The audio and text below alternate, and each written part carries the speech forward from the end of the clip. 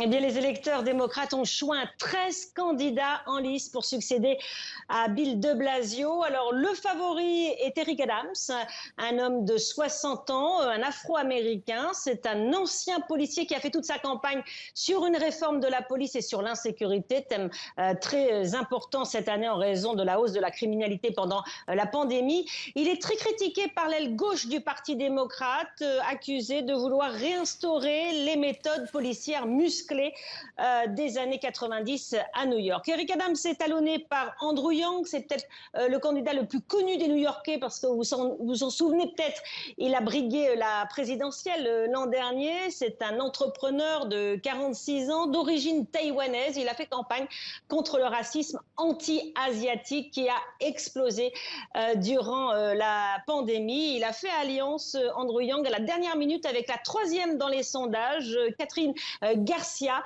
Peut-être la femme, la candidate en tout cas la mieux placée pour devenir éventuellement la première femme maire de la ville de New York. Vous l'avez dit, le gagnant de cette primaire est quasiment assuré de devenir le maire en novembre puisque New York reste un bastion démocrate aux États-Unis. Alors Elisabeth, il y a un nouveau mode de scrutin, le vote préférentiel. De quoi s'agit-il précisément ?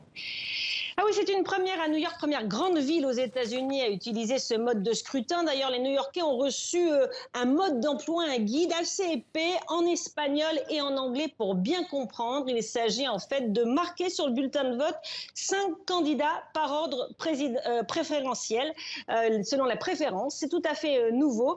Ça permet d'avoir un peu plus de choix dans les candidatures. Ça favoriserait les candidats plus consensuels, plus modérés, capables de faire des alliances pour augmenter les chances d'être élus. En revanche, ça risque d'être un peu compliqué pour les New-Yorkais. Donc, ils vont devoir bien lire le mode d'emploi et ça risque de retarder les résultats de cette primaire de plusieurs jours, voire plusieurs semaines.